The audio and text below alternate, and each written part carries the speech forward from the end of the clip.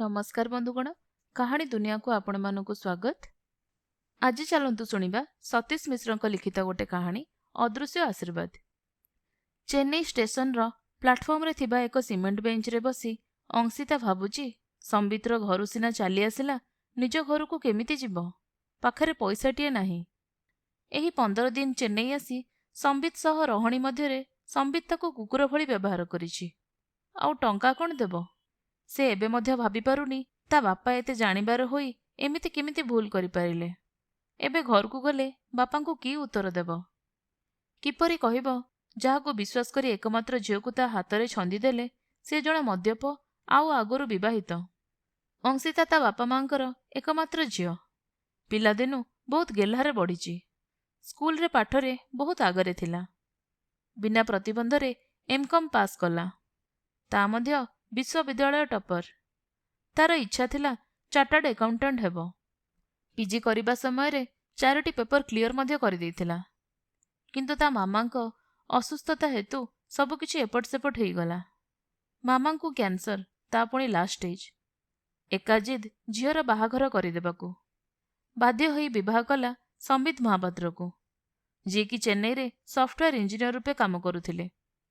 बाहाघर परे परे अंशितार मामा चलीगले, सते जेपरी तार बाहाघर देखिबाकू बंचिथिले। अंशिता किंतु प्रथम राति रे ही संबित को जणे मद्यप बोली जानिदेला। से दिने पेटे मद पी आसी अंशिता को कहिथिला, ए देख, ए विवाह रे मु एकमत नुहे। बापांको बाध्य बाधकतारे ए मैरेज करिछि। एतिकी कही से अलगा शोइबाकू चलीगला। अंशिता भाबिला किछि दिन परे चेन्नई गले परिवर्तन होइजिवो। अंशिता को चेन्नई न नेबा पई संबित बहुत बहाना देखाइला। मात्र ता बापा कौनसी कथा सुनिले नहीं, कारण संबित घर को प्राय आसु नथिला। ता बापा आशंका कले संबित गले काम बहाना देखेई आउ आसीबो नहीं। शेषरे संबित नबा पई राजी हेला। संबितर बापा मध्य साथी रे जाइथिले। चेन्नई रे पहुंचिला परे ऑफिस रे जोग देला मात्रे राति रे आउ घर को फेरिला नहीं। संबितर बापा फोन करिबारु जणाइला जे बहुत दिन छुट्टी रे थिबा जोगु प्रोजेक्ट शीघ्र सारिबाकू पड़ुची। 2 दिन परे संबितर बापा घर को फेरी आसिले। एहा परे अंशिता देखिला संबितर असल चेहरा। से दिन रविवार थिला। अंशिता किचेन रे रांधिबारे व्यस्त थिला। हठात संबित पाटी करी 2 कप चा आनिबाकू कहिला। संबितर सांग किए आसीथिबे भाबी 2 कप चा धरी आसी देखिला संबित पाखरे गोटे झियो ताकू लागी करी बसिछि। झियोटीर पोशाकरे अत्याधुनिक झलक देखा जाउथला। अंशिता चाह रखी फेरी जिबा समय रे झियोटी संबित को पचारिला, ए कण काम बाली? संबित कहिला, हाँ जूली, तुमे काम बाली खोजुथुल, सहजरे मिलिगला। अंशिता बहुत आघात पाइला। से दिन ठारू जूली संबितर पत्नी रूपे लिव इन रे रहिले। आउ अंशिता जदि किछि पाइला अपमान आउ लांछना। एमिति मध्य होईची कामर अवहेला देखाई जूली आउ संबित ता प्रति हाथ उठाइछंती। संबित भल भावे जानिथिला अंशिता चेन्नई रे नुआ, एणु से कुआडे जाई परिबो नाही। जूली संबितर ऑफिस रे मध्य काम करुथिला। एणु सेमाने ऑफिस गले बाहरे ताला पकई चली जाउथिले। एपटे अंशिता भाग्य को निंदी कांदुथुला। अंशिता जदिओ उच्च शिक्षित थिला, आधुनिकतार झलक ता पाखरे नथिला। सांसारी थिला, मात्र कुसंसार ठारू दूर थिला। से निश्चित थिला थरे ओडिशा चली गले चाकरी पाइजिबो। कौनसी घरोई कॉलेज रे अंततः अध्यापिकाटीए होई परिबो। किंतु एठू जीव केमिति? निज बैग देखिला। सासु घर को जेतेबेले ताकू देखिबाकू ता बाबा आसीथिले, ताकू 500 टंका देइथिले। ताहा देखी मनरे सामान्य साहस आसिला। किंतु एतिकिरे तो ओडिशा जीवा संभव नुहे। से दिन जूलीर व्यवहार रे अतिष्ठ होई निजे लगेज धरी चली आसिला। संबित आउ जूली ताकू अटकेबा पई चेष्टा कले। तेबे दुहे पेटे मद पीथिबा जोगु अंशिता सेमानकु धक्का देई बाहर को चली आसिला। आउ बाहर पटु लॉक करी एक ऑटो डाकी स्टेशन ने पहुंची गला। ऑटोवाला को टंका देई देखिला पाखरे मात्र आउ 300 टंका अछि। हठात भावनार पुनच्छेद घटिला काहार डाकरे। मुह टेकी चाहिला अंशिता। सामना रे जणे वयस्क व्यक्ति, प्राय 55 कि 60 हेबो। देहरे सांभ्रंतीय परिपाटी। ठिया होई ताकू इंग्राजी रे किछि पचारुछंती। भद्र व्यक्ति जनक पचारिले, बेटा कुआडे जीवाकू अपेक्षा करिछु कि? मुंड हलाई अंशिता हाँ कहिला। भद्र व्यक्ति पचारिले, କେଉଁଠିକି ଯିବୁ? ଅଂଶିତା କହିଲା, ଓଡ଼ିଶା। ଭଦ୍ରବ୍ୟକ୍ତି କହିଲେ, ବେଟା ତୁ ଏଇଠି ବସିଛୁ, ଭୁବନେଶ୍ୱର ଟ୍ରେନ୍ ତ ଚାଲିଗଲା। ଆଉ ତ ଏବେ ଗାଡ଼ି ନାହିଁ। ପୁଣି କାଲିକି ଗଲୁ ନାହିଁ କାହିଁକି? ଅଂଶିତା କାନ୍ଦି କାନ୍ଦି କହିଲା, ପାଖରେ ଟଙ୍କା ନାହିଁ।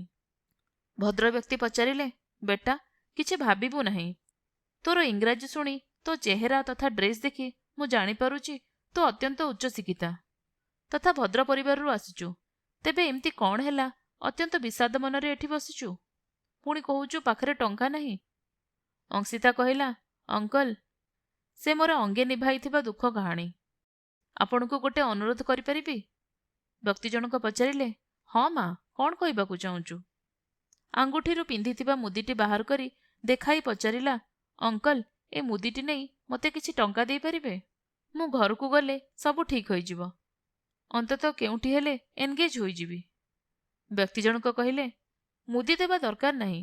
ମୁଁ ତୋତେ ଓଡ଼ିଶା ପଠାଇବାର ବ୍ୟବସ୍ଥା କରିଦେବି, ବ୍ୟସ୍ତ ହୁଅ ନାହିଁ। ଟିକେ ରହି ପୁଣି କହିଲେ, ମୁଁ ଏଠାକୁ ଆସିଥିଲି ଭିଜିଲାନ୍ସ ମ୍ୟାନେଜରଙ୍କ ପାଖକୁ ଏକ ବିଶେଷ କାମରେ। ଗଲାବେଳେ ତୋତେ ଦେଖିଲି ମନ ଦୁଃଖରେ ବସିଛୁ। ଘଣ୍ଟାଏ ପରେ ଫେରି ଦେଖିଲି ତୁ ସେମିତି ବସିଛୁ। ଭାବିଲି ଭଦ୍ର ପରିବାରର ଝିଅଟିଏ କିଛି ଅସୁବିଧାରେ ପଡ଼ିଛି, ତେଣୁ ତତେ ଏସବୁ ପଚାରିଲି। ଟ୍ରେନ୍ କାଲିକି ଅଛି, ଆଜି ଆଉ ନାହିଁ। ଏଠି ତୁ କେଉଁଠି ରହିବୁ? ଗୋଟେ କାମ କର, ତୁ ମୋ ସହିତ ମୋ ଘରକୁ ଚାଲ।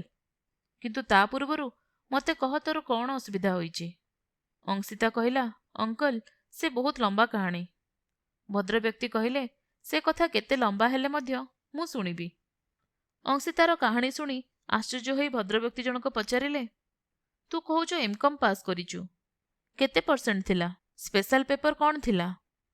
ଅଂଶିତା କହିଲା, ଅଙ୍କଲ, ମୋର 84% ଥିଲା। ମୁଁ ୟୁନିଭର୍ସିଟି ଟପର ଥିଲି। ଏକାଉଣ୍ଟିକ୍ସ ମୋର ସ୍ପେଶାଲ ପେପର ଥିଲା। ଏସବୁ ଶୁଣିଲା ପରେ ଭଦ୍ରବ୍ୟକ୍ତି କହିଲେ, ବେଟା, ମୋର ଗୋଟେ କଥା ମାନିବୁ? ଅଂଶିତା କହିଲା, କୁହନ୍ତୁ ଅଙ୍କଲ। ସମ୍ବିତ ନିଶ୍ଚୟ ତୋତେ ଖୋଜୁଥିବ। ସେ ହୁଏତ ଏଠାକୁ ଆସିପାରେ। ଏଣୁ ଏଠାରେ ତୋର ରହିବା ନିରାପଦ ନୁହେଁ। ମୋ ସହିତ ଚାଲ, ରାସ୍ତାରେ ସବୁ ବୁଝାଇବି। ପୁଣି କହିଲେ, ମୁଁ ତୋର ଅପରିଚିତ, ଏଣୁ ଏକ ଭଦ୍ର ଘରର ଝିଅ ଯିବା ପାଇଁ ଦ୍ୱିଧା ପ୍ରକାଶ କରିବା ସ୍ୱାଭାବିକ। ତେବେ ମୋର ପରିଚୟ ତୁ ମୋର ଏଇ କାର୍ଡରୁ ପାଇଯିବୁ କହି ନିଜର ଭିଜିଟିଂ କାର୍ଡଟି ଅଂଶିତାକୁ ଦେଲେ। ସେ ଥିଲେ ଇଞ୍ଜିନିୟର ମୁରଲୀଧର ଆୟର, ଇଲେକ୍ଟ୍ରିକାଲ କଣ୍ଟ୍ରାକ୍ଟର। ପୁଣି କହିଲେ, ଏଠାରୁ ମୋ ଘରକୁ ଯିବା ପାଇଁ ଅଧଘଣ୍ଟେ ଲାଗିବ। ତୋ ସହିତ ଆହୁରି କିଛି କଥା ଅଛି। ବର୍ତ୍ତମାନ ସମ୍ବିତ ତୋ ବିଷୟରେ କିଛି ନ ଜାଣୁ। ଭଦ୍ରବ୍ୟକ୍ତିଙ୍କ ସହ ଅଂଶିତା ଯାଇ ଗାଡ଼ିରେ ବସିଲା। ମୁରଲୀଧର ଗାଡ଼ି ଷ୍ଟାର୍ଟ କରି କହିଲେ, ଆମ କମ୍ପାନୀ ଯଦିଓ ସେମିତି ବଡ଼ ନୁହେଁ, ତେବେ ଛୋଟ ମଧ୍ୟ ନୁହେଁ।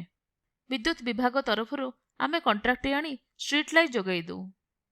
ସରକାରୀ ଘର, ଅଫିସ୍ ଇତ୍ୟାଦିକୁ ଇଲେକ୍ଟ୍ରିଫିକେସନ୍ କରୁ। ଏପରିକି ଟ୍ରେନ୍ରେ ମଧ୍ୟ ଏସି ଇନଷ୍ଟଲ୍ କରୁ। ସେହି ପରିପ୍ରେକ୍ଷୀରେ ରେଲୱେ ଡିଭିଜନାଲ ମ୍ୟାନେଜରଙ୍କ ସହ ଫାଇନାଲ ଡିଲ୍ କରିବାକୁ ଯାଇ ତତେ ଦେଖିଲି। ମୁଁ ଭାବିପାରୁନି ତୋ ସହ ମୋର ସାକ୍ଷାତ ନ ହୋଇଥିଲେ ତୁ କେତେ ଅସୁବିଧାରେ ପଡ଼ିଥାନ୍ତୁ। ହଠାତ୍ ମୁରଲୀଧର ବାବୁ ଗାଡ଼ିକୁ ଏକ ଗାର୍ମେଣ୍ଟ ସପ୍ ନିକଟରେ ରଖିଦେଲେ। ଆଉ କହିଲେ, ମୁଁ ଆସୁଛି କହି ସପ୍ ଭିତରକୁ ଯାଇ କିଛି ସମୟ ପରେ ଏକ ପ୍ୟାକେଟ୍ ନେଇ ଆସି ଅଂଶିତାକୁ ଦେଲେ। ପ୍ୟାକେଟ୍ ନେଇ ଅଂଶିତା ପଚାରିଲା, ଏ କ'ଣ ଅଙ୍କଲ? ମୁରଲୀଧର କହିଲେ, ଏ ତୋ ପାଇଁ କିଛି ଡ୍ରେସ୍। ପିନ୍ଧିବୁ କ'ଣ? କାଳେ ତୋ ପାଖେ କିଛି ଡ୍ରେସ୍ ନଥିବ, ସେଥିପାଇଁ ଆଣିଦେଲି। କୃତଜ୍ଞତାରେ ଆଖି ଛଳଛଳ ହୋଇଗଲା ଅଂଶିତାର। କେଡ଼େ ମହାନ ଏ ଅଙ୍କଲ! ବାସ୍ତବିକ ମୁରଲୀଧର ନାମକୁ ସାର୍ଥକ କରିଛନ୍ତି। ବେଟା ଘର ଆସିଗଲା। ଅଂଶିତା ଦେଖିଲା ଏକ ବିରାଟକାୟ ପ୍ରାସାଦ। ଏକ ବିଶାଳ ବୋର୍ଡରେ ଲେଖା ହୋଇଥିଲା, ମୁରଲୀଧର ଆୟର ଆଣ୍ଡ ସନ୍, ଇଲେକ୍ଟ୍ରିକାଲ କଣ୍ଟ୍ରାକ୍ଟର। ଗାଡ଼ିରୁ ଓହ୍ଲାଇ ମୁରଲୀଙ୍କ ସହ ଘର ମଧ୍ୟରେ ପ୍ରବେଶ କଲା। ଘରେ ପଶୁ ପଶୁ ମୁରଲୀବାବୁ ଡାକ ପକାଇଲେ, ବୀଣା ବୀଣା ବୋଲି। କିଛି ସମୟ ମଧ୍ୟରେ ଜଣେ ଭଦ୍ର ମହିଳା ସାମ୍ନାକୁ ଆସିଲେ। ବୟସ ପାଖାପାଖି 50-55 ହେବ। ବୟସର ଅପରାହ୍ନ ଥାଇ ମଧ୍ୟ ବହୁତ ସୁନ୍ଦର ଥିଲେ। ତାଙ୍କ ଯୁବା ବୟସରେ ସେ ଯେ ବହୁତ ସୁନ୍ଦର ଥିଲେ, ଏଥିରେ ସନ୍ଦେହ ନଥିଲା ଅଂଶିତାର। ପାଖକୁ ଯାଇ ମହିଳାଙ୍କ ପାଦ ଛୁଇଁ ପ୍ରଣାମ ଜଣାଇଲା। ମୁରଲୀ ସ୍ତ୍ରୀଙ୍କ ସହ ତାମିଲରେ କିଛି କଥା ହେଲେ। ବୀଣା ଅଂଶିତା ନିକଟକୁ ଆସି ଶୁଦ୍ଧ ଇଂରାଜୀରେ କହିଲେ, ବେଟା, ତୁ ବହୁତ କ୍ଳାନ୍ତ ଜଣାପଡ଼ୁଛୁ। ଶୀଘ୍ର ଯାଇ ଫ୍ରେଶ୍ ହୋଇ ଆସ, ସମସ୍ତେ ମିଶି ଖାଇବା। ବହୁତ ଲେଟ୍ ହେଲାଣି କହି ବାଥରୁମ୍ ଦେଖାଇଦେଲେ। 15 ମିନିଟ୍ ପରେ ଫ୍ରେଶ୍ ହୋଇ ଡାଇନିଂ ଟେବୁଲ ପାଖକୁ ଆସି ଦେଖିଲା ମୁରଲୀ ବାବୁଙ୍କ ସହ ଆଉ ଜଣେ ସୌମ୍ୟ ଦର୍ଶନ ଯୁବକ। ବୟସ ପ୍ରାୟ 29-30 ହେବ। ଅଂଶିତାକୁ ଦେଖି ମୁରଲୀବାବୁ କହିଲେ, ଇଏ ଶ୍ରୀନିବାସ ମାନେ ଶ୍ରୀନୁ, ଆମର ଏକମାତ୍ର ସନ୍ତାନ। ବୀଣାଦେବୀ ଖାଦ୍ୟ ସର୍ଭ କରୁଥିଲେ। ବୀଣାଦେବୀ ଖାଦ୍ୟ ସର୍ଭ କରୁ କରୁ କହିଲେ, ଆଉ ଜଣେ ମଧ୍ୟ ଥିଲା। ହଠାତ୍ ମୁରଲୀବାବୁ ବୀଣାଙ୍କ ହାତ ଛୁଇଁ ଅଟକାଇ ଦେଲେ। ଅଂଶିତା ପଚାରିଲା, କ'ଣ ହେଲା ଆଣ୍ଟି, ରହିଗଲେ? ମୁରଲୀବାବୁ ଲୁହ ଛଳ ଛଳ ଆଖିରେ କହିଲେ, ନାଇଁ ବେଟା, ସେ କିଛି ନୁହେଁ, ତୁ ଖା। ଅଂଶିତା କହିଲା, ଅଙ୍କଲ କିଛି ଅଛି ଯାହାକି ଅତ୍ୟନ୍ତ ପୀଡ଼ାଦାୟକ, ଆପଣଙ୍କ ଚକ୍ଷୁ କହିଦେଉଛି। କଥା କାଟି ଶ୍ରୀନୁ କହିଲେ, ସେ ଥିଲା ମୋ ସାନ ଭଉଣୀ। ଯଦି ଏବେ ଥାଆନ୍ତା ଆପଣଙ୍କ ଭଳି ଦେଖାଯାଉଥାନ୍ତା। ଅଂଶିତା ପଚାରିଲା, କ'ଣ ହେଲା ତାଙ୍କର? ସେ କିଛି ଦିନର ମେହମାନ ଥିଲା। 5 ବର୍ଷ ତଳେ କାର୍ ଆକ୍ସିଡେଣ୍ଟରେ ଆମକୁ ଛାଡ଼ି ସବୁଦିନ ପାଇଁ ଚାଲିଗଲା। ଅଂଶିତା କହିଲା, ସରି ଅଙ୍କଲ, ଆପଣମାନଙ୍କ ମନରେ ଦୁଃଖ ଦେଲି। ସେ ଥିଲା ଆମ ସମସ୍ତଙ୍କ ପ୍ରାଣ। ଭାଇ ଭଉଣୀ ଯେମିତି ପରସ୍ପର ମଧ୍ୟରେ କଳି କରୁଥିଲେ, ସେମିତି ଘଡ଼ିଏ କିଏ କାହାକୁ ନ ଦେଖିଲେ ରହିପାରୁନଥିଲେ। ତତେ ଦେଖି ଆମ ସମସ୍ତଙ୍କ ସେ କଥା ମନେ ପଡ଼ିଗଲା। ଏକଥା କହିଲେ ମୁରଲୀବାବୁ। ମୁରଲୀବାବୁ କଥା ବୁଲେଇ କହିଲେ, ବେଟା ଥଣ୍ଡା ହୋଇଯିବ, ଶୀଘ୍ର ଖାଇଦେ। ଖାଇସାରିଲା ପରେ ବୀଣାଦେବୀ କହିଲେ, ତୁ ବହୁତ ଟାୟାର୍ଡ ଅଛୁ, କିଛି ସମୟ ରେଷ୍ଟ ନେ। ଇଭିନିଂରେ କ'ଣ କରିବାକୁ ହବ ତାହା ଆଲୋଚନା କରିବା। ପ୍ରକୃତରେ ଅଂଶିତା ବହୁତ କ୍ଳାନ୍ତ ଥିଲା। ବହୁତ ସମୟ ଶୋଇପଡ଼ିଲା। ବୀଣାଙ୍କ ଡାକରେ ନିଦ ଭାଙ୍ଗିଲା। ଦେଖିଲା ପାଖରେ ବୀଣା ଠିଆ ହୋଇଛନ୍ତି, ହାତରେ କଫି କପ୍ ଧରି। ନିଜକୁ ଲଜ୍ଜିତ ମନେକଲା ଅଂଶିତା। ଧଡ଼ପଡ଼ ହୋଇ ଉଠିଲା। ଅଂଶିତା ପାଖରେ କଫି ଥୋଇ ତା ମୁଣ୍ଡକୁ ଆଉଁସି ଦେଇ କହିଲେ, ଦେଖିଲୁ, ତୁ ବହୁତ କ୍ଳାନ୍ତ ଥିଲୁ। ଆମର ମା ମନ ବେଟା, ତୋ ମୁହଁ ଦେଖି ମୁଁ ଜାଣିପାରିଥିଲି। କଫି ପିଇଦେ, ଫ୍ରେଶ୍ ଲାଗିବ। ଅଙ୍କଲ ଆଉ ଶ୍ରୀନୁ ତୋତେ ୱେଟ୍ କରିଛନ୍ତି। ଅଂଶିତା କହିଲା, ଆଣ୍ଟି, ମୋ ମାମା ନାହାନ୍ତି। ଡେଥ୍ ବେଡ୍ରେ ଥାଇ ବାଧ୍ୟ କରିବାରୁ ଇଚ୍ଛା ନଥାଇ ମ୍ୟାରେଜ୍ କଲି। କିନ୍ତୁ ଭାବୁଛି ମୋ ମାମା ଏବେ ମୋ ପାଖରେ ଠିଆ ହୋଇଛନ୍ତି। ବୀଣା କହିଲେ, ଭାବିନେ ମୁଁ ତ ମାମା। ଶୀଘ୍ର କଫି ପିଇ ଯା, ତୋ ସହ ଆଲୋଚନା କରିବେ। ଅଂଶିତା ଯାଇ ଦେଖିଲା, ସତରେ ଅଙ୍କଲ ଆଉ ଶ୍ରୀନୁ ତାରି ଅପେକ୍ଷାରେ। ତାମିଲରେ ସେମାନେ କିଛି ଗୁରୁତ୍ୱପୂର୍ଣ୍ଣ କଥା ହେଉଛନ୍ତି, ବୋଧେ ତା ବିଷୟରେ। ଯଦିଓ ବୁଝୁନଥିଲା, ମାତ୍ର ଅନୁମାନ କଲା। ଅଂଶିତା କହିଲା, ସରି ଅଙ୍କଲ, ଶୋଇପଡ଼ିଲି, ନିଦ ଭାଙ୍ଗିଲା ନାହିଁ। ଆଣ୍ଟି ଆସି ଉଠାଇଲେ। ମୋ ପାଇଁ ଆପଣ ବହୁତ ସମୟ ଅପେକ୍ଷା କରିଛନ୍ତି। ମୁରଲୀବାବୁ କହିଲେ, ଇଟ୍ସ ଓକେ ବେଟା, ତୋ କଥା ଆମେ ବାପ ପୁଅ ଆଲୋଚନା କରୁଥିଲୁ।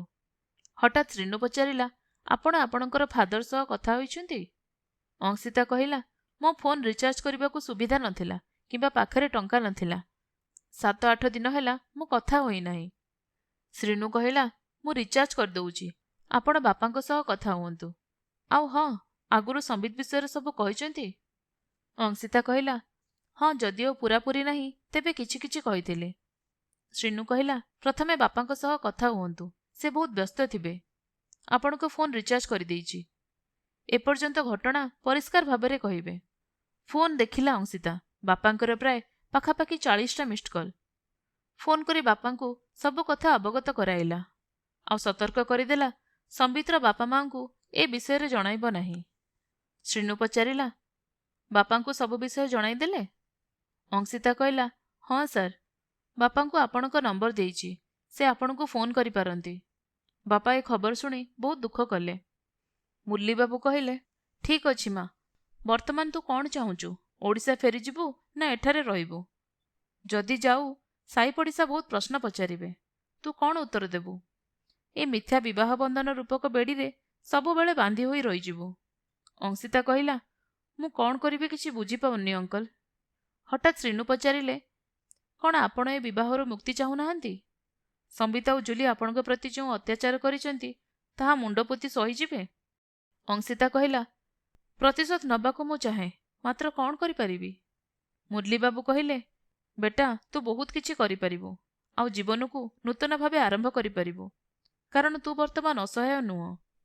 ଅଂଶିତା କହିଲା, ଅଙ୍କଲ, ଆପଣ ମୋତେ ଯାହା କରିବାକୁ କହିବେ ମୁଁ କରିବି। ମୁଁ ଚାହେଁ ସେ ଦୁହିଁଙ୍କୁ ଏକ ଉତ୍ତମ ଶିକ୍ଷା ଦେବାକୁ। ଶ୍ରୀନୁ କହିଲେ, ପ୍ରଥମେ ଆପଣ ଏଠାକାର ପୁଲିସରେ ଆପଣଙ୍କ ସହ ଯାହା ଯାହା ଘଟିଛି ତାକୁ ନେଇ ଏକ ଏଫଆଇଆର ଦେବେ। ଦ୍ୱିତୀୟରେ ଆପଣ ଡିଭୋର୍ସ ଫାଇଲ କରିବେ। ଆମ ଲିଗାଲ ଆଡଭାଇଜର ଡିଭୋର୍ସ ପେପର ପ୍ରସ୍ତୁତ କରିବେ, ଆଉ ଏକ ଆଡଭୋକେଟ ମାଧ୍ୟମରେ ତାହା ଫାଇଲ କରିବେ। ଅଂଶିତା କହିଲା, ଠିକ୍ ଅଛି ସାର୍। ମୁରଲୀବାବୁ କହିଲେ, ଏ ତ ଗଲାକାଲିର କଥା, ବର୍ତ୍ତମାନ ତ ଫ୍ୟୁଚର ସମ୍ବନ୍ଧରେ ଆଲୋଚନା କରିବା। ଶ୍ରୀନୁ ମୁରଲି ବାବୁଙ୍କୁ ଚାହିଁ କହିଲେ, ପାପା, ଅଂଶିତା ଏମ୍କମ୍ ଭଲ ନମ୍ବର ରଖି ପାସ୍ କରିଛନ୍ତି ସତ, ତଥାପି ମୁଁ ଭାବୁଛି ତାଙ୍କୁ MBA କରିବାକୁ ପଡ଼ିବ। ସେଥିପାଇଁ ତାଙ୍କର ଅରିଜିନାଲ ସାର୍ଟିଫିକେଟ୍ ଦରକାର ପଡ଼ିପାରେ। ମୁରଲି ବାବୁ କହିଲେ, ମୁଁ କିନ୍ତୁ ଅନ୍ୟ କିଛି ଭାବୁଛି। ହଠାତ୍ ଅଂଶିତା କହିଲା, ଅଙ୍କଲ ଗୋଟେ ମିନିଟ୍। ସେ ସାଙ୍ଗେ ସାଙ୍ଗେ ଯାଇ ତାର ଛୋଟିଆ ଲାପଟପ୍ ଆଣି କହିଲା, ଏଠାରେ ମୁଁ ମୋ ରିଜ୍ୟୁମ୍ ଅପଲୋଡ୍ କରି ରଖିଛି, ଆପଣ ଦେଖନ୍ତୁ।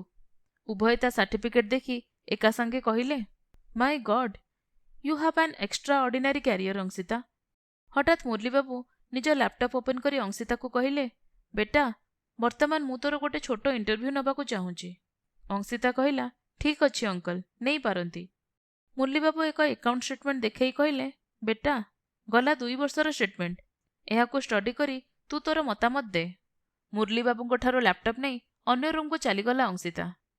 ଠିକ୍ 15 ମିନିଟ୍ ପରେ ଆସି ଷ୍ଟେଟମେଣ୍ଟର ଏକ ଅଂଶକୁ ଦେଖାଇ ଅଂଶିତା କହିଲା, ଅଙ୍କଲ, ମୋର ଯେତିକି ଧାରଣା ହେଉଛି ଏଠାରେ କିଛିଟା ମ୍ୟାନିପୁଲେସନ୍ ହୋଇଛି। ଆପଣଙ୍କ ଅଡିଟ୍ ରିପୋର୍ଟ ଏହା ସମ୍ବନ୍ଧରେ ଜଣାଇଥିବ। ମୁରଲିବାବୁ ଟିକେ ହସି କହିଲେ, ମୋ ଭାବନାଠାରୁ ତୁ ବହୁତ ଉପରେ ଅଛୁ। ତୁ ଯାହା କହିଲୁ ସମ୍ପୂର୍ଣ୍ଣ ଠିକ୍। ତେବେ ତୁ ଅଡିଟ୍ ସମ୍ବନ୍ଧରେ କେମିତି ଜାଣିଲୁ? ଅଂଶିତା କହିଲା, ଅଙ୍କଲ, ପିଜି କରିବା ସମୟରେ ମୁଁ ଚାର୍ଟାର୍ଡ ଆକାଉଣ୍ଟିଂ କରୁଥିଲି। 4ଟି ପେପର କ୍ଲିୟର କରିଛି। ଯେଉଁ ମ୍ୟାମ୍ଙ୍କ ପାଖରେ ସିଏ କରୁଥିଲି ତାଙ୍କ ସଂସ୍ଥା ତରଫରୁ ମୁଁ 2 ଥର ଅଡିଟ୍ କରିଛି, ଗୋଟେ ବ୍ୟାଙ୍କ ଆଉ ଅନ୍ୟ ଗୋଟିଏ ଛୋଟ ଆଲୁମିନିୟମ କମ୍ପାନୀ। ମୁରଲିଧର ବାବୁ ଖୁସି ହୋଇ ଅଂଶିତାର ପିଠି ଥାପୁଡ଼ାଇ କହିଲେ, ଏଇ ମୁହୂର୍ତ୍ତରେ ଆମେ ତତେ ଆମ କମ୍ପାନୀର ଫାଇନାନ୍ସିଆଲ ଆଡଭାଇଜର ରୂପେ ଆପଏଣ୍ଟ କରୁଛୁ। ଶ୍ରୀନୁକୁ ଚାହିଁ କହିଲେ, ଅଂଶିତାର ଆପଏଣ୍ଟମେଣ୍ଟ ଲେଟର ବର୍ତ୍ତମାନ ରେଡି କର।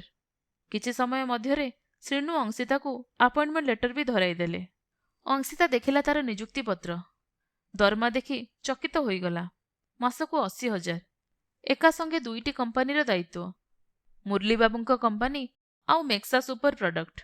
ଶ୍ରୀନୁ କହିଲେ, ମେକ୍ସା କମ୍ପାନୀ ଏଇ 2 ବର୍ଷ ହେଲା ଷ୍ଟାର୍ଟ ହୋଇ ବହୁତ ଆଗେଇଛି। ଆମେ ଏହି କମ୍ପାନୀର ଇଲେକ୍ଟ୍ରିକାଲ ଇକ୍ୟୁପମେଣ୍ଟ ପ୍ରସ୍ତୁତ କରୁଛୁ। ଫର୍ଷ୍ଟ ଫେଜ୍ରେ ଏହି କମ୍ପାନୀ କେବଳ ସୁଇଚ୍ ଆଉ LED ବଲ୍ବ ପ୍ରସ୍ତୁତ କରୁଥିଲା। ବର୍ତ୍ତମାନ ଏହା ସହିତ AC, ଫ୍ୟାନ୍ ଇତ୍ୟାଦି ପ୍ରସ୍ତୁତ କରୁଛି। ଏହା ଏକ 100 କୋଟି ଟଙ୍କାର କମ୍ପାନୀ। ଏହି 2 କମ୍ପାନୀର ଫାଇନାନ୍ସ କଣ୍ଟ୍ରୋଲ ଆପଣଙ୍କ ହାତରେ ରହିବ। ପ୍ରତିଦିନ ଆପଣଙ୍କୁ 4ରୁ 6 ଘଣ୍ଟା ବିଜି ରହିବାକୁ ପଡ଼ିବ। ଅନ୍ୟ ସମୟରେ ଆପଣ CA ପାଇଁ ପଢ଼ାପଢ଼ି କରିବେ। ଆପଣଙ୍କୁ ଅଫିସ ଯିବା ଦରକାର ନାହିଁ। ଆପଣଙ୍କ ଘର ଆପଣଙ୍କ ଅଫିସ। ଦରକାର ପଡ଼ିଲେ ଅଫିସ ଯିବେ।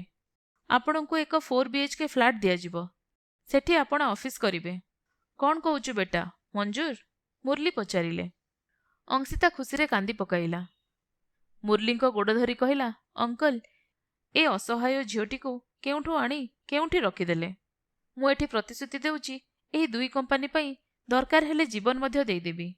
ମୁରଲି କହିଲେ, ନାଇଁରେ ମା, ମୋ ଝିଅ ଚାଲିଗଲା, କିନ୍ତୁ ତୋ ନିକଟରେ ମୁଁ ତାର ଛବି ଦେଖୁଛି। ଷ୍ଟେସନ ଯାଇଥିଲି ବୋଲି ତୋ ଭଳି ରତ୍ନଟିଏ ପାଇଲି। ଶ୍ରୀନୁ ସାମାନ୍ୟ ଥଟ୍ଟା କରି କହିଲେ, ଏଥର ତ ନାଁ ଧରି ଡାକିପାରିବିନି, ମ୍ୟାମ୍ ବୋଲି ଡାକିବି। ଅଂଶିତା କହିଲା, ସାର୍, ଏ ଜୀବନ ଆପଣମାନଙ୍କ ପାଖେ ଚିର ଋଣୀ। ମୁରଲିବାବୁ କହିଲେ, ଆରେ ମା, ଶ୍ରୀନୁ ଟିକେ ଥଟ୍ଟା କରିଦେଲା। ସେ ମଝିରେ ମଝିରେ ଥଟ୍ଟା କରିବ, ପିଲାଦିନୁ ତାର ଏ ଅଭ୍ୟାସ। ଶ୍ରୀନୁ କହିଲେ, ଅଂଶିତା ଏ ଖୁସିରେ ଏକ ଜବରଦସ୍ତ ଟ୍ରିଟ୍ ଦେବେ। ମୁରଲିବାବୁ କହିଲେ, ହଉ, ସେ ତାର କାମ ସୁରୁଖୁରୁରେ କରୁ, ତାର ପ୍ରଥମ ଦରମା ପାଉ। ସେ କ'ଣ ଦେବ, ମୁଁ ଦେବି। ଅଂଶିତା ଘରୁ ଚାଲିଯିବା ପରେ ସମ୍ବିତର ଚୈତନ୍ୟ ଉଦୟ ହେଲା। ମନେ ମନେ ବହୁତ ଭୟଭୀତ ହୋଇଗଲା। ଯଦିଓ ଅଂଶିତା ଶିକ୍ଷିତ, ସେ ବହୁତ ସରଳ ଥିଲା ଆଉ ଚେନ୍ନଇ ସମ୍ବନ୍ଧରେ ଅଜ୍ଞ ଥିଲା। ତା ବ୍ୟତୀତ ତା ପାଖେ ଟଙ୍କା ନଥିଲା, ତାହା ସମ୍ବିତ ଭଲ ଭାବରେ ଜାଣିଥିଲା। ଅଂଶିତା ଏପରି କରିବ ତାର କଳ୍ପନାର ବାହାରେ ଥିଲା। ସେ ବୁଝିପାରୁନଥିଲା କ'ଣ କରିବ। ଯଦି ସେ କୌଣସି ଗୁଣ୍ଡା ହାବୁଡ଼ରେ ପଡ଼ିଥିବ, ଆଉ ଭାବିପାରିଲା ନାହିଁ। ନିଜର ଏପରି ଭୁଲ ପାଇଁ ବହୁତ ଅନୁତାପ କଲା। ତା ବାପା ବହୁତ କଠୋର ଆଉ ସଂସ୍କାରୀ ବ୍ୟକ୍ତି ଅଟନ୍ତି। ଜୁଲି ସହିତ ତାର ପୂର୍ବରୁ ସମ୍ପର୍କ ଅଛି, ତାହା ସେ କସ୍ମିନ୍ କାଳେ ବରଦାସ୍ତ କରିନଥାନ୍ତେ। ସେ ଭୟରେ ସେ କିଛି କହିପାରିଲା ନାହିଁ।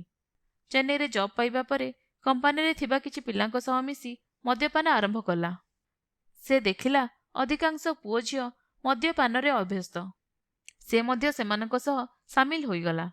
ଜୁଲି ମଧ୍ୟ ସେମାନଙ୍କ ମଧ୍ୟରୁ ଜଣେ ଥିଲା, ଯେ କି ତାରି ଗ୍ରୁପରେ ରହି ପ୍ରୋଜେକ୍ଟରେ ଅଂଶୀଦାର ହୋଇ କାମ କରୁଥିଲା। ଜୁଲିର ଘର ପଶ୍ଚିମବଙ୍ଗରେ। କ୍ରମେ ଉଭୟଙ୍କ ମଧ୍ୟରେ ପ୍ରେମ ସମ୍ପର୍କ ଆରମ୍ଭ ହେଲା। ପରେ ଦୁହେଁ ଲିଭ୍ ଇନ୍ରେ ରହିବାକୁ ଲାଗିଲେ। ସମ୍ବିତ ଭଲ ଭାବେ ଜାଣେ ଏପରି କଥା ତା ବାପା ଜାଣିଲେ ତାକୁ ଅବିଳମ୍ବେ ତେଜପୁତ୍ର କରିଦେବେ। ଜୁଲି ହାତରେ 2 କପ୍ କଫି ଆଣି ଗୋଟେ କପ୍ ସମ୍ବିତକୁ ଦେଇ ପଚାରିଲା, କ'ଣ ହେଲା? ସମ୍ବିତ କହିଲା, ନାଇଁ ଭାବୁଥିଲି ଅଂଶିତା ଚାଲିଗଲା।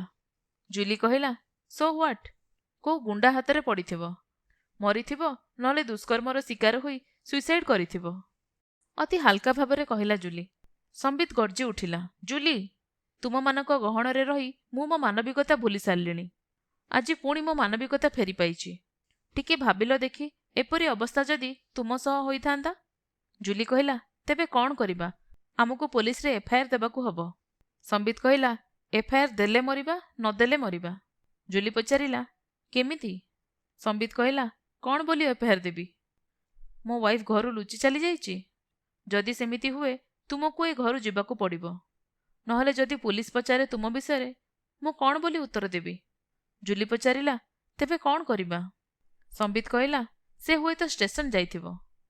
ଯାଇ ଦେଖେ, କାଳେ ଷ୍ଟେସନରେ ଥାଇପାରେ। ଷ୍ଟେସନ ତା ପାଇଁ ନିରାପଦ ଅଟେ। ଏହା କହି ସେ ଷ୍ଟେସନ ଚାଲିଗଲା। ବହୁତ ଖୋଜିଲା, ତଥାପି ଅଂଶିତାର ଦେଖା ପାଇଲା ନାହିଁ। ଶେଷରେ ନିରାଶ ହୋଇ ଘରକୁ ଫେରିଲା। ଜୁଲି କହିଲା, ଅଂଶିତାକୁ ପାଇବ କେମିତି? ଭଗବାନ କରନ୍ତୁ ତାର କିଛି ହୋଇନଥାଉ। ସମ୍ବିତ କହିଲା, ସକାଳୁ ଦେଖିବା, ନଚେତ୍ ପୁଲିସରେ ଏଫ୍ଆଇଆର୍ ଦେବା। ତା ପରଦିନ ସମ୍ବିତ ଆଉ ଜୁଲି ଅଫିସରେ ପହଞ୍ଚିଲେ। ସେମାନେ ଭାବିନଥିଲେ ସେମାନଙ୍କ ପାଇଁ ଦୁର୍ଯୋଗ ଅପେକ୍ଷା କରିଛି। କିଛି ସମୟ ପରେ ଅଫିସ ବୟ ଆସି ଜଣାଇଲା, ମ୍ୟାନେଜର ଉଭୟଙ୍କୁ ଡାକୁଛନ୍ତି। ମ୍ୟାନେଜରଙ୍କ ଚ୍ୟାମ୍ବର ବାହାରେ ଦେଖିଲେ 2 ଜଣ ପୋଲିସ ପୋଷାକରେ ଠିଆ ହୋଇଛନ୍ତି। ମ୍ୟାନେଜରଙ୍କ ଚ୍ୟାମ୍ବରରେ ପ୍ରବେଶ କରି ଦେଖିଲେ ଜଣେ ପୋଲିସ ଅଫିସର ସାମ୍ନାରେ ବସିଛନ୍ତି। ମ୍ୟାନେଜର କହିଲେ, ହେଇ ଆସିଗଲେ। ଅଫିସର ଜଣକ ଉଭୟଙ୍କୁ ପଚାରିଲେ, ତମେ ସମ୍ବିତ ଆଉ ତମେ ଜୁଲି? ଆପଣମାନଙ୍କୁ ମୋ ସହିତ ଥାନାକୁ ଯିବାକୁ ପଡ଼ିବ।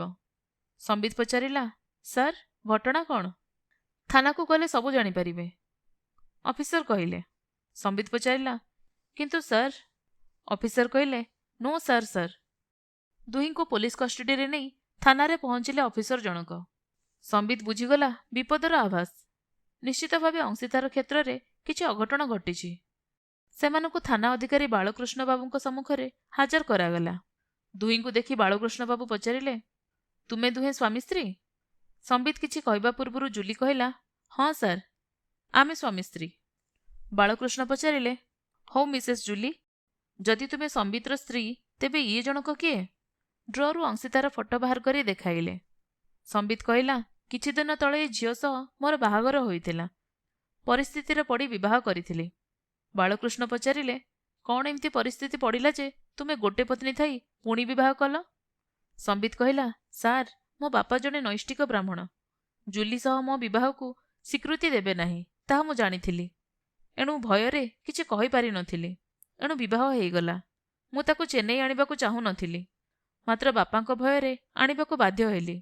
କିନ୍ତୁ ସତ ହେଉଛି ସାର୍, ତାକୁ କେବେ ମଧ୍ୟ ସ୍ପର୍ଶ କରିନାହିଁ। ବାଳକୃଷ୍ଣ କହିଲେ, କିନ୍ତୁ ତାକୁ ବହୁତ ଟର୍ଚର କରିଛ ତୁମେ ଦୁହେଁ, ତାପରେ ତାକୁ ମାରିଦେଇଛ ତୁମେ ଦୁହେଁ। ସମ୍ବିତ କହିଲା, ନାଇଁ ସାର୍, ମାନୁଛୁ ଆମେ ତାକୁ ବହୁତ ଅପମାନ ଦେଇଛୁ, ଯନ୍ତ୍ରଣା ଦେଇଛୁ, ମାତ୍ର ହତ୍ୟା କରିନାହୁଁ। ବାଳକୃଷ୍ଣ ପଚାରିଲେ, ତେବେ ସେ ଗଲା କୁଆଡ଼େ? ସାର୍, ଆମେ ତାକୁ ଅଟକାଇବା ପାଇଁ ଚେଷ୍ଟା କଲୁ, ମାତ୍ର ଆମକୁ ଧକ୍କା ଦେଇ ଚାଲିଗଲା। ବାଳକୃଷ୍ଣ କହିଲେ, ତୁମେ 2 ଜଣ ମଦ୍ୟପାନ କରି ନିଜ ସେନ୍ସରେ ନଥିଲ, ଅଟକାଇଥାନ୍ତ କିପରି? ଲଜ୍ଜା ନାହିଁ ତୁମକୁ? ଏ ବଜାରୀ ଝିଅକୁ ନିଜ ସ୍ତ୍ରୀ ବୋଲି କହୁଛ, ପୁଣି ସ୍ତ୍ରୀ ସହ ମଦ୍ୟପାନ କରୁଛ। ତୁମ ପ୍ୟାରେଣ୍ଟସ୍ ତୁମକୁ କିପରି ସଂସ୍କାର ଶିଖାଇ ନାହାନ୍ତି? ତେବେ ତୁମ ଭାଗ୍ୟ ଭଲ, ଅଂଶିତା ବର୍ତ୍ତମାନ ସମ୍ପୂର୍ଣ୍ଣ ନିରାପଦରେ ଅଛି। ଏତିକି କହି ପାଖରେ ଥିବା ପୁଲିସକୁ କହିଲେ, ଏମାନଙ୍କ ବିରୁଦ୍ଧରେ କେସ୍ ଫାଇଲ୍ ହେବ। ଲକଅପ୍ରେ ରଖ। କାଲି କୋର୍ଟ ଚାଲାଣ ହେବ। ଏମାନଙ୍କ ବାପାମାନଙ୍କୁ ଫୋନ୍ କରି ଆସିବାକୁ କୁହ। ଆଉ ସମ୍ବିତକୁ କହିଲେ, ହଁ ଶୁଣ, ତୁମ ଆଡଭୋକେଟକୁ କହି ତୁମ ବେଲ୍ର ବ୍ୟବସ୍ଥା କର। ଜୁଲି ଆଉ ସମ୍ବିତ ଏବେ ଅନୁଭବ କଲେ ସେମାନେ କେତେ ବଡ଼ ଭୁଲ କରିଛନ୍ତି। ତେବେ ଅଂଶିତା ନିରାପଦରେ ଥିବା ଜାଣି ସେମାନେ ଆଶ୍ୱସ୍ତ ହେଲେ। ତେବେ ଲକଅପ୍ରେ ରହିବାଟା ତାଙ୍କୁ ବହୁତ ବିଚଳିତ କଲା। ପୋଲିସ ଇନ୍ସପେକ୍ଟର ବାଳକୃଷ୍ଣ ଯାଇ ନିଜ ଚ୍ୟାମ୍ବରରେ ବସିଛନ୍ତି। କନେଷ୍ଟବଳ ଯାଇ କହିଲା, ସାର୍, ଜୁଲି ଆପଣଙ୍କ ସହ କିଛି କଥା ହେବାକୁ ଚାହୁଁଛି। ବାଳକୃଷ୍ଣ କହିଲେ, ପଠେଇ ଦିଅ। ଜୁଲିକୁ ଦେଖି ଇସାରାରେ ବସିବାକୁ କହି ପଚାରିଲେ, କ'ଣ କହିବାକୁ ଚାହୁଁଛ? ଜୁଲି ଟିକେ ସଂକୁଚିତ ହୋଇ କହିଲା, ସାର୍, ଦୟାକରି ମୋ ବାପାଙ୍କୁ କିଛି ଜଣାନ୍ତୁ ନାହିଁ। ମୁଁ ଅପରାଧ କରିଛି। ମୋତେ ଯେଉଁ ଦଣ୍ଡ ମିଳିବ ମୁଣ୍ଡ ପୋତି ମୁଁ ଗ୍ରହଣ କରିବି। ବାଳକୃଷ୍ଣ କହିଲେ, ତାହା ସମ୍ଭବ ନୁହେଁ। ତୁମ ବାପାଙ୍କ ଉପସ୍ଥିତି ଏକାନ୍ତ ଆବଶ୍ୟକ। ବାଳକୃଷ୍ଣଙ୍କ ଗୋଡ଼ ଧରି ଜୁଲି କହିଲା, ପ୍ଲିଜ୍ ସାର୍। ଜୁଲିକୁ ବସିବାକୁ କହି ବାଳକୃଷ୍ଣ ପଚାରିଲେ, ବାପାଙ୍କୁ ଡକାଇଲେ, କ'ଣ ପ୍ରୋବ୍ଲେମ୍ ତୁମର? ଜୁଲି କହିଲା, ସାର୍, ବାପା ହାର୍ଟ ପେସେଣ୍ଟ, ଏସବୁ ଶୁଣିଲେ ସେ ସହ୍ୟ କରିପାରିବେନି। ବାଳକୃଷ୍ଣ କହିଲେ, ଯଦି ଏପରି କଥା, ତେବେ ତୁମର ପୂର୍ବରୁ ଚିନ୍ତା କରିବା ଥିଲା। ଜୁଲି କହିଲା, ସାର୍, ପିଲାଦିନୁ ମାମାଙ୍କୁ ହରେଇଛି। ମୋତେ କଣ୍ଟ୍ରୋଲ କରିବାକୁ କେହି ନଥିଲେ। ବାପା ମୋତେ ବହୁ ସ୍ନେହ କରୁଥିଲେ। ଟଙ୍କାର ଅଭାବ ନଥିଲା। ମନ ଇଚ୍ଛା ଖର୍ଚ୍ଚ କରୁଥିଲି। ବିଟେକ୍ କରିବା ସମୟରେ ଅନ୍ୟ ଝିଅ ସହ ମିଶି ଆଉଟ୍ ଅଫ୍ ଟ୍ରାକ୍ ହୋଇଗଲି। ବାଳକୃଷ୍ଣ ପଚାରିଲେ, ସମ୍ବିତ ଆଉ ତୁମେ ଗୋଟେ କମ୍ପାନୀର କର୍ମଚାରୀ? ଜୁଲି ହଁ ଭରିଲା। ବାଳକୃଷ୍ଣ ପଚାରିଲେ, ସତ କୁହ, ସମ୍ବିତ ଭଳି ତୁମର ଆଉ କେତେଜଣ ପୁରୁଷ ବନ୍ଧୁ ଅଛନ୍ତି? ଜୁଲି କହିଲା, ସାର୍, ସତ କହୁଛି, ସମ୍ବିତ ହିଁ ମୋର ଜୀବନର ପ୍ରଥମ ପୁରୁଷ। ବାଳକୃଷ୍ଣ ପଚାରିଲେ, ତେବେ ଲିଭ୍-ଇନ୍‌ରେ କାହିଁକି ରହୁଥିଲ? ବିବାହ କାହିଁକି କଲନି? ଜୁଲି କହିଲା, ସାର୍, ୱେଷ୍ଟର୍ଣ୍ଣ କଲଚର ଆମକୁ ଏମିତି ଭାବେ କଳବିତ କରିଥିଲା ଯେ ଆମେ ଗୋଟେ କଥା ଚିନ୍ତା କରୁଥିଲୁ, ଲିଭ୍ ଆଣ୍ଡ ଏନ୍‌ଜୟ। ପରବର୍ତ୍ତୀ ସମୟରେ ଯେତେବେଳେ ବିବାହ ପାଇଁ ଚାପ ପକାଇଲି, ସମ୍ବିତ ଟିକେ ଆଭଏଡ୍ କରି କହିଲେ, ତାଙ୍କ ବାପା ଜଣେ ନୈଷ୍ଠିକ ବ୍ରାହ୍ମଣ। ସେ ମୋ ଭଳି ଏକ କାୟସ୍ଥ ପରିବାରର ଝିଅକୁ ବୋହୂ କରିବାକୁ ରାଜି ହେବେ ନାହିଁ। ଗ୍ରାମର ବ୍ରାହ୍ମଣ ସମାଜ ମଧ୍ୟ ସ୍ୱୀକୃତି ଦେବେ ନାହିଁ।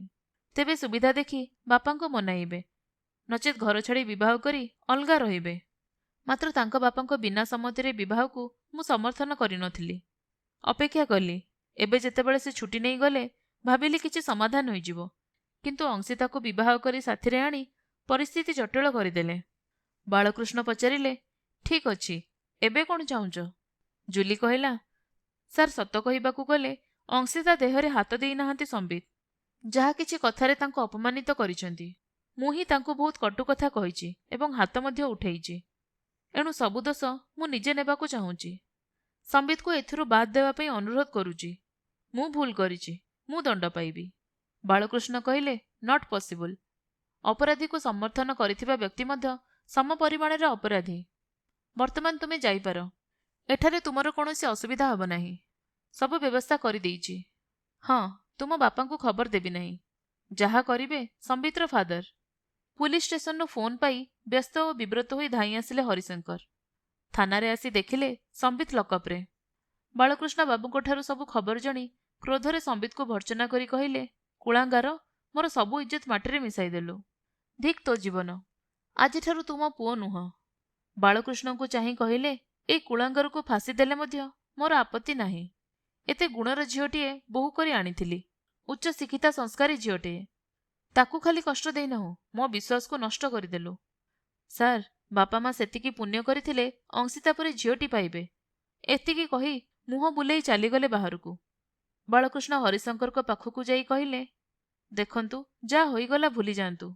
ହରିଶଙ୍କର କହିଲେ, ସାର୍, ସମ୍ବିତର ଏପରି ବ୍ୟବହାର ସମ୍ବନ୍ଧରେ ମୁଁ କିଛି ବି ଜାଣିପାରିଲି ନାହିଁ।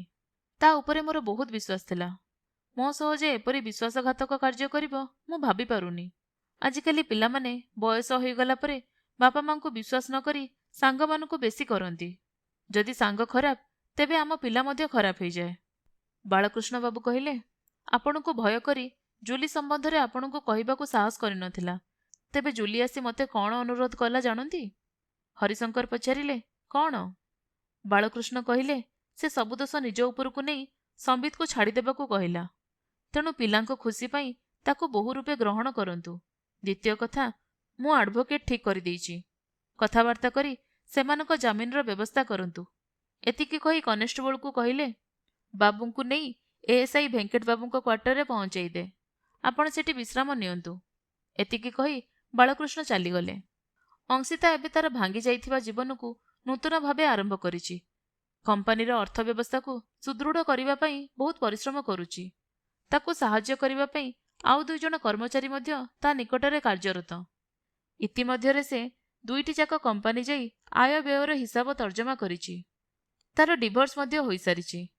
କେବଳ ବ୍ରେକଫାଷ୍ଟ, ଲଞ୍ଚ ଆଉ ଡିନର ସମୟରେ ମୁରଲୀବାବୁ, ଶ୍ରାନୁ ଆଉ ବୀଣାଙ୍କ ସହ ତାର ସାକ୍ଷାତ ହୁଏ। ଅଂଶିତାର କାର୍ଯ୍ୟବ୍ୟସ୍ତତାରେ ବାପ ପୁଅ ବହୁତ ଖୁସି। ସମୟ ସମୟ ଶ୍ରୀନୁ ଅଂଶିତାକୁ ଥଟ୍ଟା କରି ଚିଡ଼ାଏ ଆଉ ତାର ମଜା ନିଏ। ଅଂଶିତା ମଧ୍ୟ ସେହିପରି ପ୍ରତ୍ୟୁତ୍ତର ଦେଉଥାଏ। ମୁରଲୀବାବୁ ଏହା ଦେଖି ବହୁତ ଖୁସି ହୁଅନ୍ତି। ସେ ବୁଝିଗଲେଣି ଅଂଶିତା ଆଉ ଶ୍ରୀନୁ ପରସ୍ପର ନିକଟତର ହୋଇଗଲେଣି। ହଠାତ୍ ଦିନେ ଡିନର ଟାଇମ୍ ବହୁତ ପୂର୍ବରୁ ଶ୍ରୀନୁର ଫୋନ୍ ପାଇ ବ୍ୟସ୍ତ ହେଲା ଅଂଶିତା।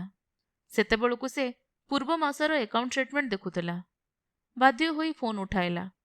ସେପଟୁ ଶ୍ରୀନୁ ପଚାରିଲା, କ'ଣ ମ୍ୟାମ୍, କାର୍ଯ୍ୟ ବ୍ୟସ୍ତ ନା ପଢ଼ା ବ୍ୟସ୍ତ? ଅଂଶିତା କହିଲା, ନାଇଁ ସାର୍, ଟିକେ ଛୋଟ କାମରେ ବ୍ୟସ୍ତ ଅଛି। ପୁଣି ଥଟ୍ଟା କରି ଶ୍ରୀନୁ କହିଲା, ବର୍ତ୍ତମାନ ମ୍ୟାମ୍ଙ୍କ ଆବିର୍ଭାବ ହୋଇପାରିବ କି?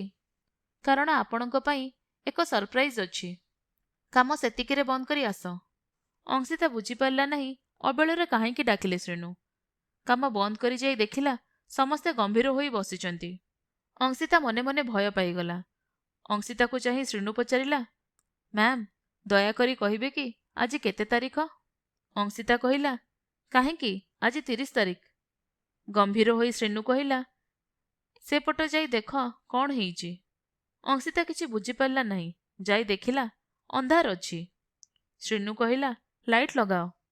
ଅଂଶିତା ଯେମିତି ଲାଇଟ୍ ଲଗାଇଛି, ଦେଖିଲା ଘରଟିକୁ ସୁନ୍ଦର ଭାବରେ ସଜା ହେଇଛି।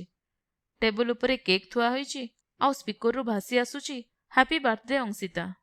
ବୀଣା ଦେବୀ ଆଉ ମୁରଲୀବାବୁ ଆସି ଜନ୍ମଦିନର ଶୁଭେଚ୍ଛା ଦେଲେ। ଅଂଶିତା ମୁରଲୀବାବୁ ଓ ବୀଣାଙ୍କ ପାଦ ଛୁଇଁ କହିଲା, ବହୁତ ବହୁତ ଧନ୍ୟବାଦ ଅଙ୍କଲ ଆଉ ଆଣ୍ଟି। ମାମା ଚାଲିଗଲା ପରେ ମୁଁ ମୋ ଜନ୍ମଦିନ ଭୁଲି ଯାଇଥିଲି। ବୀଣା କହିଲେ, ତୋ ପାଇଁ ସବୁଠାରୁ ବଡ଼ ସରପ୍ରାଇଜ୍ ଅଛି, ସେପଟେ ଯାଇ ଦେଖ। ଅଂଶିତା ଯାଇ ଦେଖିଲା ତା ବାପା ସୁମନ୍ତ ବାବୁ ଠିଆ ହୋଇ ମୁରୁକି ମୁରୁକି ହସୁଛନ୍ତି। ଖୁସିରେ ବାପାଙ୍କୁ କୁଣ୍ଢେଇ କହିଲା, ମୁଁ କେତେ କହିଲି ମୋତେ ଆସିବାକୁ ମନା କଲ, ଅଥଚ। ବେଟା, ତୋ ବାର୍ଥଡେ ତୋ ବାପାଙ୍କ ସହ ପାଳନ କରିବାକୁ ଆମେ ଚାହିଁଥିଲୁ। ତତେ ସରପ୍ରାଇଜ୍ ଦେବା ପାଇଁ ଆମକୁ ଏ ନାଟକ କରିବାକୁ ପଡ଼ିଲା। କୃତଜ୍ଞତାରେ ଅଂଶିତାର ଆଖିରୁ ଲୁହ ଝରି ପଡ଼ିଲା। ଭାବିଲା, ସତରେ ଏ ପରିବାର ତାକୁ କେତେ ସ୍ନେହ କରୁଛନ୍ତି। ହଠାତ୍ ଶ୍ରୀନୁ କହିଲା, ଓ ମ୍ୟାଡମ୍, ବର୍ତ୍ତମାନ ଅପରେସନ୍ କେକ୍ ହେଇଯାଉ। ପେଟରେ ଚୁହା ଦୌଡ଼ିଲେଣି। କେକ୍ କାଟି ଅଂଶିତା ପ୍ରଥମେ ସୁମନ୍ତ, ପରେ ପରେ ମୁରଲୀ ଆଉ ବୀଣାଙ୍କୁ ଖୁଏଇଦେଲା। ଶ୍ରୀନୁ କହିଲା, ଏ ହତଭାଗା କ'ଣ ଅପରାଧ କଲା? ଅଂଶିତା ଲାଜ ଲାଜ ହୋଇ ଶ୍ରୀନୁକୁ ପାଟିରେ ଖଣ୍ଡେ କେକ୍ ଦେଲା। ମୁରଲୀ ବାବୁ କହିଲେ, ଏଣିକି ସୁମନ୍ତ ବାବୁ ଏଠି ରହିବେ। ଅଂଶିତା କହିଲା, ମୁଁ ତ ବାପାଙ୍କୁ ଏକଥା ଆଗରୁ କହୁଛି, ଗାଁରେ ଏକୁଟିଆ ରହିବା ଠିକ୍ ନୁହେଁ। ଜମିବାଡ଼ି ଚାଷକୁ ଦେଇ ଚାଲି ଆସିବାକୁ କହିଥିଲି। ମୁରଲୀବାବୁ କହିଲେ, ସେଇଆ ହିଁ ହବ। ଜୁଲି ଆଉ ସମ୍ବିତଙ୍କ ବିରୁଦ୍ଧରେ କୋର୍ଟରେ ବିଚାର ଆରମ୍ଭ ହୋଇଯାଇଛି। ଅଂଶିତା ସହ ଯାହା ଘଟିଥିଲା, ଅଂଶିତା ତାହା ଜଜ୍ଙ୍କ ସାମ୍ନାରେ ଉପସ୍ଥାପନା କରିଛି, ଯାହାକୁ ଜୁଲି ଆଉ ସମ୍ବିତ ବିନା ଦ୍ୱିଧାରେ ସ୍ୱୀକାର କରିଛନ୍ତି। ସମ୍ବିତର ଓକିଲ କୋର୍ଟରେ କହିଲେ ଯେ ସମ୍ବିତ ଆଉ ଜୁଲି କୌଣସି ପେଶାଦାର ଅପରାଧୀ ନୁହନ୍ତି। ପରିସ୍ଥିତିରେ ପଡ଼ି ସେମାନେ ଭୁଲ ରାସ୍ତାରେ ଚାଲି ଯାଇଥିଲେ। ସେମାନେ ତାଙ୍କ ଅପରାଧ କୋର୍ଟରେ ସ୍ୱୀକାର କରିସାରିଲେଣି। ସମ୍ବିତର ଅତୀତ କାର୍ଯ୍ୟକଳାପ ବହୁତ ଭଲ, ଯାହାକି ପୋଲିସର ରିପୋର୍ଟ କହୁଛି। ଅବଶ୍ୟ ଜୁଲିକୁ ଉତ୍ତମ ସଂସ୍କାର ନ ମିଳିବା ହେତୁ ଆରମ୍ଭରୁ ସେ ପାଶ୍ଚାତ୍ୟ ଜୀବନଶୈଳୀରେ ଅଭ୍ୟସ୍ତ ଥିଲା, ତାହା ମଧ୍ୟ ଜୁଲି ସ୍ୱୀକାର କରିଛନ୍ତି। ବର୍ତ୍ତମାନ ସେମାନେ ନିଜ ଅପରାଧ ପାଇଁ ଅନୁତପ୍ତ। ଏହାକୁ ଆଧାର କରି କୋର୍ଟରେ ମୋର ବିନମ୍ର ନିବେଦନ ସେମାନଙ୍କୁ କ୍ଷମା କରି ଦିଆଯାଉ। ଶେଷରେ ଜଜ୍ କହିଲେ, କୋର୍ଟ ଅନୁଭବ କରୁଛି ଯେ ସମ୍ବିତ ଆଉ ଜୁଲି ନିଜ କାର୍ଯ୍ୟ ପାଇଁ ଅନୁତପ୍ତ। ସେମାନଙ୍କ ଅତୀତ ରେକର୍ଡରେ କୌଣସି ଅପରାଧିକ ପ୍ରମାଣ ନାହିଁ। ତେଣୁ ଏସବୁ ବିଷୟକୁ ଆଖିରେ ରଖି କୋର୍ଟ ସେମାନଙ୍କୁ ମାତ୍ର 3 ମାସ ଜେଲ୍ ଦଣ୍ଡରେ ଦଣ୍ଡିତ କରୁଛି। 3 ମାସ ପରେ ଯେତେବେଳେ ଜୁଲି ଆଉ ସମ୍ବିତ ଜେଲ୍ ବାହାରକୁ ଆସିଲେ, ଦେଖିଲେ ହରିଶଙ୍କର ବାବୁ ଆଉ ଜୁଲିର ବାପା ସେମାନଙ୍କୁ ଅପେକ୍ଷା କରିଛନ୍ତି। ଜୁଲି ପ୍ରଥମେ ହରିଶଙ୍କର ବାବୁଙ୍କ ପାଦ ଛୁଇଁ ପରେ ତା ବାପାଙ୍କ ପାଦ ଛୁଇଁ ପ୍ରଣାମ କଲା। ସମ୍ବିତ ମଧ୍ୟ ସେହିପରି ଉଭୟଙ୍କୁ ପ୍ରଣାମ କଲା। ହରିଶଙ୍କର ବାବୁ ସମ୍ବିତକୁ ଘରକୁ ଫେରିଯିବା ପାଇଁ ଯେତେବେଳେ କହିଲେ, ସମ୍ବିତ ମନା କଲା। କହିଲା, ଆପଣଙ୍କୁ ଯେତିକି ଅପମାନ ମୁଁ ଦେଇଛି ସେଥିପାଇଁ ମୁଁ ପ୍ରାୟଶ୍ଚିତ କରିବି। ମୋ ନିଜ ଗୋଡ଼ରେ ମୁଁ ଠିଆ ହେବି। ତେବେ ସେ ଜୁଲିକୁ କହିଲା ଫେରିଯିବା ପାଇଁ, ମାତ୍ର ଜୁଲିର ଗୋଟିଏ ଯେ ସେ ଯିବ ନାହିଁ। ଜୁଲି କହିଲା, ବାପା, ମୁଁ ଦୁଃଖିତ, ମୁଁ ସମ୍ବିତକୁ ଛାଡ଼ି ଯାଇପାରୁନାହିଁ। ଯାହା ଘଟିଲା ସେଥିପାଇଁ ମୁଁ ସମ୍ପୂର୍ଣ୍ଣ ରୂପେ ଦାୟୀ। ମୋ ପାଇଁ ସମ୍ବିତ ଦଣ୍ଡ ପାଇଲେ। ଯେଉଁଦିନ ଆପଣଙ୍କ ଏଇ ଝିଅ ମୁଣ୍ଡ ଟେକି ଚାଲିପାରିବ, ସେଦିନ ଆପଣଙ୍କ ପାଖକୁ ଯିବ। ହରିଶଙ୍କର ବାବୁ ଆଉ ଜୁଲିର ବାପା ଚାଲିଗଲେ। ବର୍ତ୍ତମାନ ସମ୍ବିତ ଆଉ ଜୁଲି ପାଇଁ ବଡ଼ ଚିନ୍ତା ଆଗକୁ କ'ଣ କରିବେ। ଚାକିରି ଚାଲିଗଲା। 4 ମାସର ଘର ଭଡ଼ା ଦେବେ କେମିତି? ପାଖରେ ଯେତିକି ଟଙ୍କା ଅଛି, ଘର ଭଡ଼ା ଦିନକୁ ମଧ୍ୟ ସମ୍ଭବ ନୁହେଁ। ଘରେ ଟିଭି, ଫ୍ରିଜ୍ ଆଦି ଯାହା ଥିଲା ବିକି ଘର ଭଡ଼ା ଦେଇ ଛୋଟ ଘରଟିଏ ଖୋଜିବାକୁ ଲାଗିଲେ। ପରିସ୍ଥିତି ସେମାନଙ୍କୁ ଏପରି ଭାବରେ ଆଣି ପହଞ୍ଚାଇ ଦେଲା ଯେ ସେମାନେ ଦୈନିକ ମୂଲ କାମ କରିବାକୁ ମାନସିକ ଭାବେ ପ୍ରସ୍ତୁତ ହୋଇଗଲେ। ସେ ଯାହା ହଉ, ସମ୍ବିତକୁ ଏକ କଲ୍ ସେଣ୍ଟରରେ ମାସକୁ 20,000 ଟଙ୍କାରେ ଚାକିରି ଖଣ୍ଡେ ମିଳିଗଲା। ଉଭୟ ବୁଝିପାରିଲେ ଜୀବନଟା କେତେ ସଂଘର୍ଷମୟ। 20,000 ଟଙ୍କାରେ ଚେନ୍ନାଇରେ ଚଳିବା କେତେ କଷ୍ଟସାଧ୍ୟ ତାହା ଭଲ ଭାବେ ବୁଝିଗଲେ। ଇତିମଧ୍ୟରେ ଆହୁରି 1 ବର୍ଷ ଅତିକ୍ରମ ହୋଇସାରିଛି। ଅଂଶିତା ନିଜକୁ ଏକ ସଫଳ ଚାର୍ଟାର୍ଡ ଆକାଉଣ୍ଟାଣ୍ଟ ରୂପେ ପ୍ରତିଷ୍ଠିତ କରିପାରିଛି। କମ୍ପାନୀକୁ ନିଜର ଭାବି ଅଂଶିତା ଅତି ଆନ୍ତରିକତାର ସହ କାମ କରି ଅଧିକାଂଶ ସମୟ ନିଜକୁ ବ୍ୟସ୍ତ ରଖୁଛି। ପାଖରେ ନିଜ ବାପା ସୁମନ୍ତଙ୍କୁ ପାଇ ସେ ସମ୍ପୂର୍ଣ୍ଣ ଚିନ୍ତାମୁକ୍ତ ହୋଇ କାମ କରୁଛି। କମ୍ପାନୀର ଆର୍ଥିକ ଅବସ୍ଥାରେ ବହୁତ ଉନ୍ନତି ହୋଇଛି। କୌଣସି ବାଜ୍ୟ ଖର୍ଚ୍ଚକୁ ପ୍ରଶ୍ରୟ ଦେଉନି। କର୍ମଚାରୀଙ୍କ ଦରମା ମଧ୍ୟ ମୁରଲୀବାବୁ ଓ ଶ୍ରୀନୁଙ୍କୁ କହି ବଢ଼ାଇ ଦେଇଛି। କମ୍ପାନୀର କର୍ମଚାରୀମାନେ ଅଂଶିତାର ବ୍ୟବହାରରେ ଅତ୍ୟନ୍ତ ଖୁସି। ମୁରଲୀବାବୁ ବର୍ତ୍ତମାନ କମ୍ପାନୀର ଦାୟିତ୍ୱରୁ ନିଜକୁ ଆଂଶିକ ଭାବେ ମୁକ୍ତ କରିଦେଇଛନ୍ତି। ଅଂଶିତା ଉପରେ ତାଙ୍କର ଅଖଣ୍ଡ ବିଶ୍ୱାସ। ହଠାତ୍ ଦିନେ ମୁରଲୀବାବୁ ଅଂଶିତାକୁ ଅସମୟରେ ଡକାଇଲେ। ଅଂଶିତା ବୁଝିପାରିଲାନି ଅସମୟରେ ଡକାଇବାର ମାନେ କ'ଣ। ଘରକୁ ଯାଇ ଦେଖିଲା ମୁରଲୀବାବୁ ଓ ବୀଣାଦେବୀ ବସି ତାକୁ ଅପେକ୍ଷା କରିଛନ୍ତି। ଅଂଶିତାକୁ ଦେଖି ବୀଣାଦେବୀ ହସି କହିଲେ, ବେଟା, ତୋ ସହ କିଛି କଥା ଥିଲା। ଅସମୟରେ ଡାକିଲୁ ବୋଲି କିଛି ଭାବିନାହୁଁ ତ? ଅଂଶିତା କହିଲା, ଆଣ୍ଟି, ଏ ଜୀବନ ଆପଣମାନଙ୍କ ପାଖରେ ଋଣୀ। ଆପଣମାନେ ଯାହା କରିଛନ୍ତି ଆଉ କରୁଛନ୍ତି ମୋ ଭଲ ପାଇଁ। ମୁଁ ଭାବିବି କ'ଣ? ଦେଖ ବେଟା, ତୁ ଯାହା ଚାହୁଁଥିଲୁ ଠାକୁରଙ୍କ ଦୟାରୁ ପାଇଗଲୁ। ତୁ ବର୍ତ୍ତମାନ ଜଣେ ସଫଳ ସିଏ। ଆମେ ବର୍ତ୍ତମାନ ତତେ କିଛି ମାଗିବାକୁ ଚାହୁଁଛୁ। ଆଶା କରୁଛୁ ନିରାଶ କରିବୁନି। ଅଂଶିତା କହିଲା, ଅଙ୍କଲ, ଏମିତି କ'ଣ କହୁଛନ୍ତି ଆପଣ? ଆପଣ ମୋତେ ନିଜ ଝିଅର ସ୍ନେହ ଦେଇଛନ୍ତି। ଆପଣମାନଙ୍କ ପାଇଁ ମୁଁ ମୋ ମାଆଙ୍କୁ ମଧ୍ୟ ଭୁଲି ଯାଇଛି। ମୋତେ ଆଦେଶ କରନ୍ତୁ। ବୀଣାଦେବୀ ଅଂଶିତା ପାଖକୁ ଆସି ତାର ହାତଟି ଧରି କହିଲେ, ବେଟା, ତୋର ଏ ହାତ ମୁଁ ମୋ ଶ୍ରୀନୁ ପାଇଁ ମାଗୁଛି। ଶ୍ରୀନୁ ତତେ ବହୁତ ଚାହୁଁଛି। ଅଂଶିତା କହିଲା, ଆଣ୍ଟି, ଆପଣମାନେ ମୋର ମାତାପିତା ବୋଲି ମୁଁ ମାନି ନେଇଛି। ତେବେ ମୁଁ ଜଣେ ବିବାହିତା। ମୁରଲୀବାବୁ କହିଲେ, ଏ ବିବାହର କିଛି ମୂଲ୍ୟ ନାହିଁ ବେଟା। ତା ଛଡ଼ା ତୋର ଡିଭୋର୍ସ ହୋଇସାରିଛି।